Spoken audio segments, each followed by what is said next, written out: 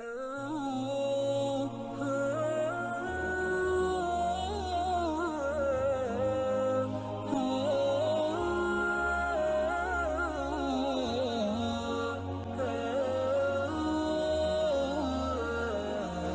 selalu ingat dan sering saya cerita, Imam Nawawi rahimahullah itu tokoh muda yang sangat dahsyat.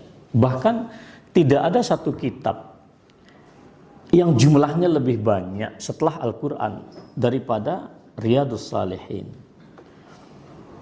Imam Nawawi rahimahullah itu beliau itu punya seorang murid utama namanya Ibnu Attar. Ibnu Attar ini murid utama beliau. Nah, yang ingin saya katakan tentang Imam Nawawi rahimahullah, beliau ini adalah tauladan di dalam tiga persoalan utama. Satu adalah kezuhudan, satu adalah cinta ilmu.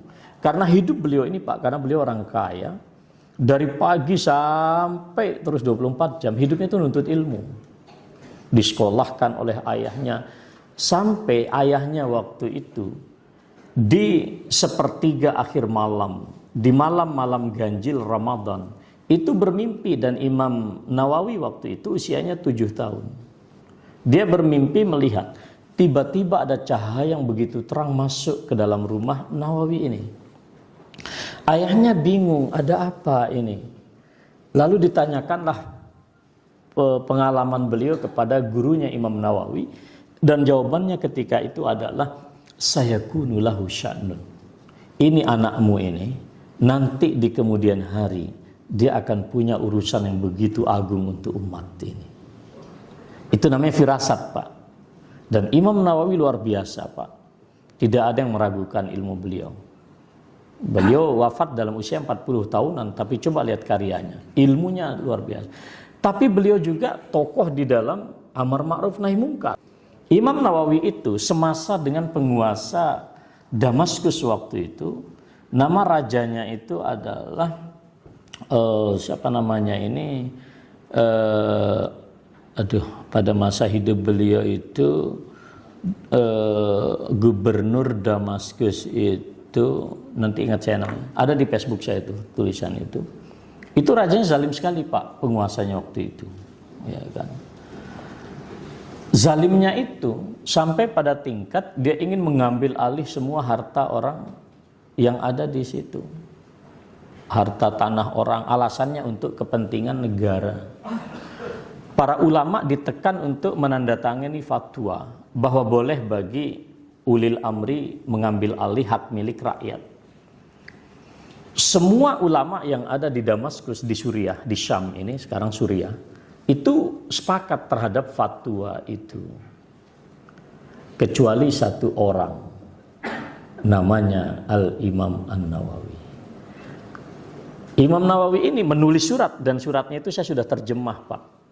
Pada masa raja itu berkuasa terjadi paceklik, banyak hewan-hewan mati, pertanian rusak, harga inflasi melambung, dan dia tulis surat dengan bahasa yang sangat santun. Wahai penguasa ini, dan kamu akan dimintai pertanggungjawaban di hadapan Allah. Dia nulis Pak, nulis surat, tanda tangan Imam Nawawi. Nulis Pak Imam Nawawi itu. Siapa yang tidak setuju terhadap keputusan negara ini? Dia bilang kami ulama setuju, boleh bagi pemerintah mengambil alih tanah rakyat. Hadirkan Imam Nawawi di sini. Hai Imam Nawawi, mengapa kamu tidak setuju fatwa yang sudah didraft oleh para ulama di Damaskus?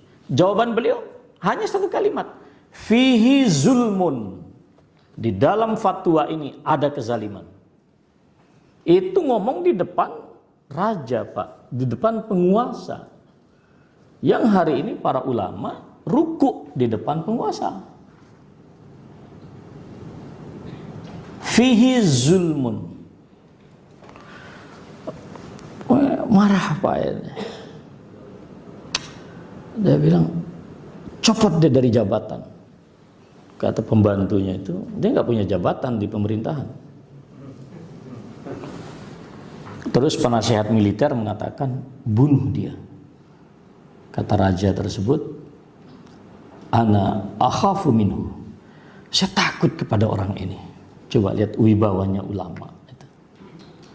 Lalu pilihan terakhir, kalau gitu usir aja dia dari Damaskus. Begitu mau diusir dari Damaskus, semua ulama mengatakan kalau Imam Nawawi diusir dari Damaskus, maka yang keberatan adalah kami semua. Itu Imam Nawawi.